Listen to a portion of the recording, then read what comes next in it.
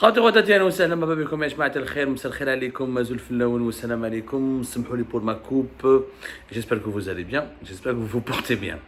Voilà, toujours avec vous connectés. Merci de nous être fidèles, merci d'accepter, de nous accepter tel que nous sommes, et merci de, en dépit de la simplicité de nos moyens, de nos émissions, merci pour toute la confiance que vous nous accordez. C'est très important pour moi de vous le dire aujourd'hui plus que jamais. Rappelez-vous, il y a de cela 11 jours, le 12 octobre 2024, on a fait une importante révélation sur Algérie. On a raconté dans une émission, un podcast qui a été largement suivi, qui a été bien diffusé, a réuni énormément vos clics et votre adhésion. On a fait une émission intitulée exclusive, deux importants hauts responsables limogés en Algérie à cause des élections du 7 septembre 2024. Et ce jour-là, on vous a expliqué, on vous a donné des détails très importants dans ces révélations. On a parlé de deux responsables du ministère de l'Intérieur, qui sont Mehdi Amirouche, directeur général des libertés publiques et des affaires judiciaires au ministère de l'Intérieur, et un autre haut responsable, il s'agit de... Alors, Mehdi Amirouche, directeur général, etc. Et Mahfoudi Radouane, qui est le directeur général de la modernisation et des documents d'archives au ministère de l'Intérieur. Ces deux hauts responsables avaient été limogés à l'époque parce qu'ils étaient cités dans une enquête menée par la brigade de recherche et d'investigation de Bab Jdid de la gendarmerie nationale, une enquête qui porte sur la mauvaise gestion et l'anarchie, les irrégularités et la falsification de l'annonce, la falsification des résultats des élections présidentielles du 2024, du 7 septembre 2024. Vous vous rappelez tous, entre l'autorité nationale indépendante des élections, le 8 septembre, elle a annoncé des chiffres totalement différents de ce qui a été annoncé par la Cour constitutionnelle le 14 septembre 2024. Et pendant ces jours-là, il y a eu beaucoup de spéculations, beaucoup de rumeurs, beaucoup de falsifications, de trafic d'influence, et le scandale a franchi les frontières du pays, suscitant de fortes tensions chez le régime algérien, poussant ainsi Abdelmadjid Tebboune à demander l'ouverture d'une enquête qui a été confiée à la gendarmerie nationale. Les deux responsables du ministère de l'Intérieur ont été limogés parce qu'ils ont été cités comme étant les principales personnes qui ont fait pression, ou qui ont saboté, ou qui ont compromis l'efficacité du travail mené par l'autorité nationale indépendante des élections. En Algérie, je le rappelle et je le précise, je l'ai dit 1000 fois, depuis 2019, effectivement, c'est l'autorité nationale indépendante des élections qui organise les élections, toutes sortes d'élections, présidentielles, locales, législatives, sénatoriales, mais la logistique, les aspects logistiques, les aspects matériels, les encadreurs, les bureaux de vote, les surveillants, les opérations de dépouillement, et tout le processus logistique est encore géré par le ministère de l'Intérieur. Tous ces moyens logistiques et matériels et l'organisation du vote, elle est quelque part chapeautée par l'autorité nationale indépendante des élections, mais elle est organisée par le ministère de l'Intérieur. Il y a l'ANI supervise, c'est le superviseur, mais le véritable organisateur des élections en Algérie, ça reste le ministère de l'Intérieur, parce que l'ANI, elle a encore de faibles moyens financiers, elle a une très faible autonomie, elle n'a pas les moyens humains et matériels, et elle ne s'est pas développée de sorte à ce qu'elle puisse devenir une agence puissante et implantée à travers tout le pays pour assurer l'organisation d'un processus électoral dans un pays qui est quand même un pays continent, c'est le pays le plus vaste du continent africain. Donc, à l'époque, on avait annoncé le limogeage de ces deux responsables.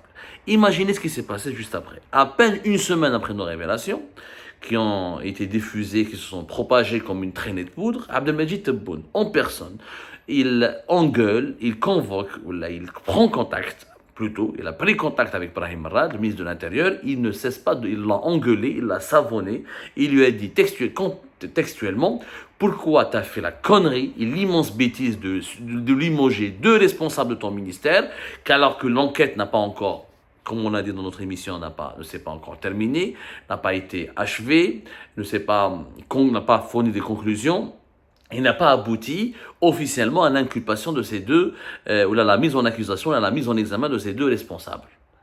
Le limogeage de ces deux hauts responsables a été vécu comme un aveu de la part du ministère de l'Intérieur de son implication dans la falsification, la mauvaise organisation, l'anarchie qui a caractérisé les élections présidentielles anticipées du 7 septembre 2024.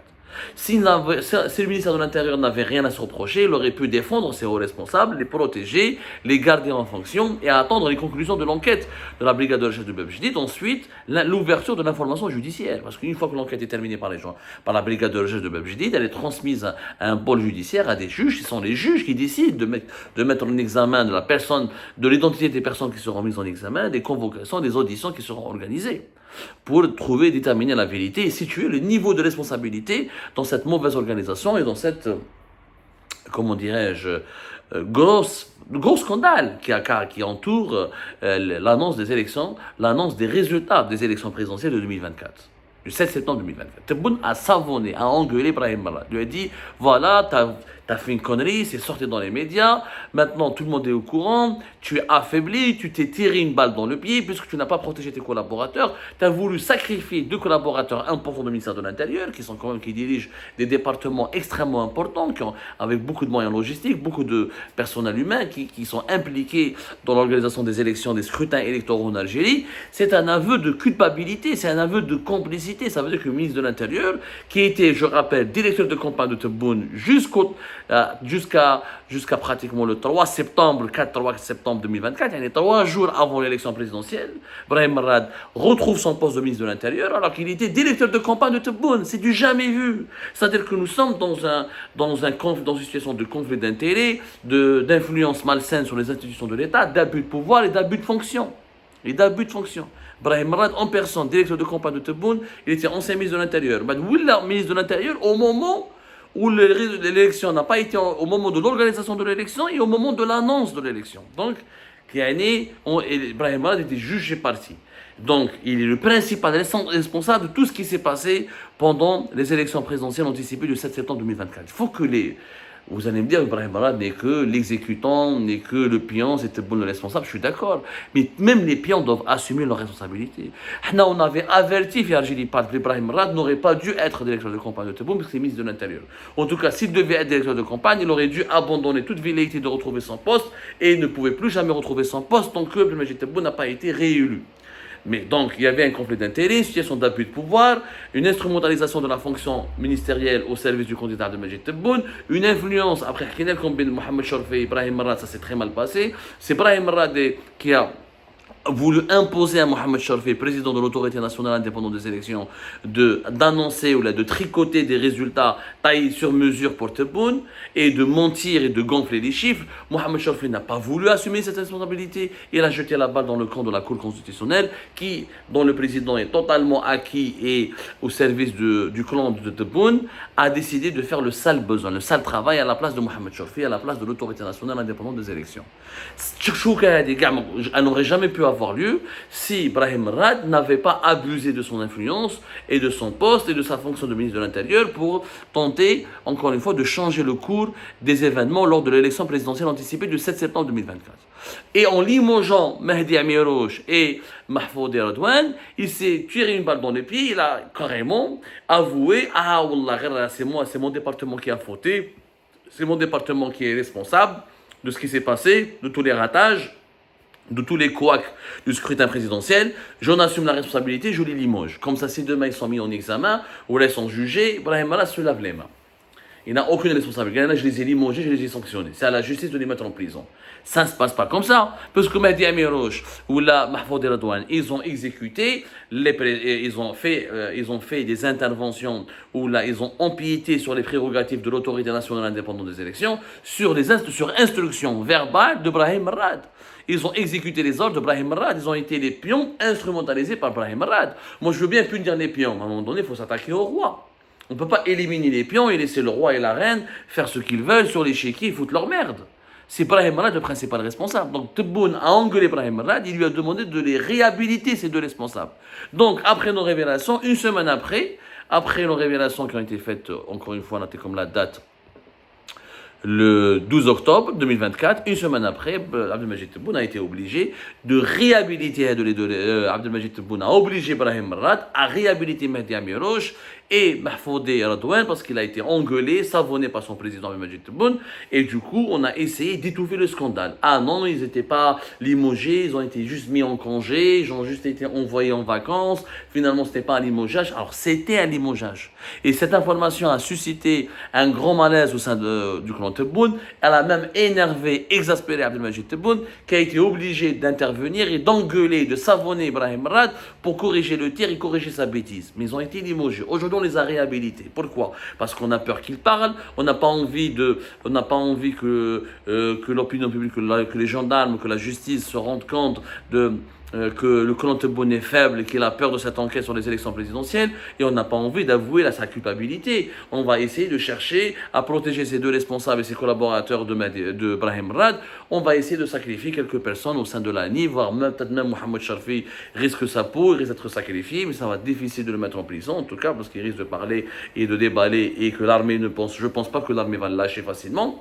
Donc on essaie d'étouffer ce scandale et de corriger les erreurs de Brahim Rad. Brahim Rad, c'est un amateur, ça se voit que c'est un wali, il est dépassé par son poste, il n'est pas fait pour être ministre de l'Intérieur, il n'a jamais été fait pour directeur de campagne, on nous a donné des prérogatives, trop de missions qui le dépassent, il fait que des conneries. Il n'aurait pas dû limoger, bien sûr qu'il n'aurait pas dû limoger ses responsables, il n'aurait jamais dû trafiquer, il n'aurait jamais dû truquer, il n'aurait pas dû tricher.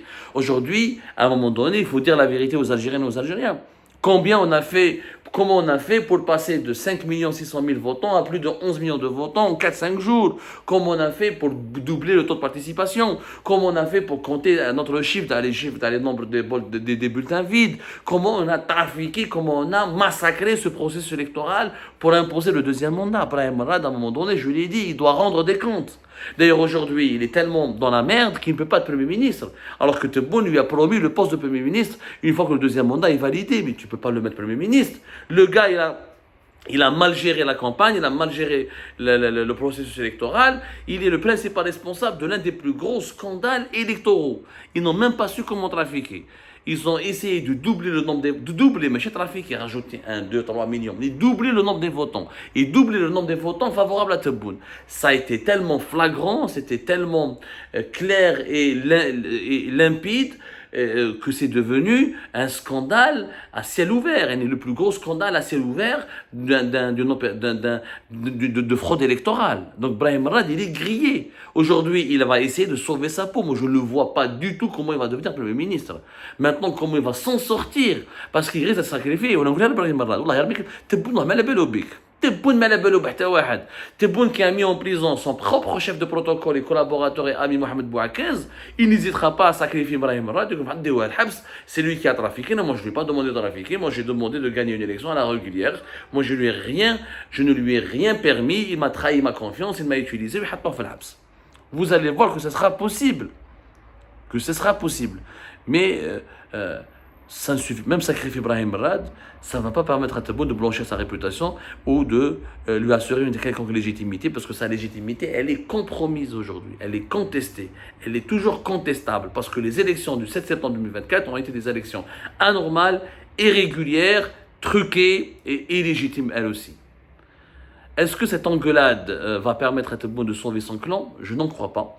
Est-ce que maintenant Brahim Rad va pouvoir rebondir dans les jours à venir? Je ne crois pas. Est-ce que la gendarmerie, la brigade de recherche de Babjdid ira jusqu'au bout dans son enquête? J'aimerais bien le savoir. Et que va faire la justice algérienne? Comment va-t-elle protéger les puissants pour sacrifier les plus faibles afin d'étouffer ce scandale qui risque d'ébranler le système, Tebboune lui-même, mais un scandale qui ne peut pas passer inaperçu parce que les Algériens et les Algériens demandent des comptes.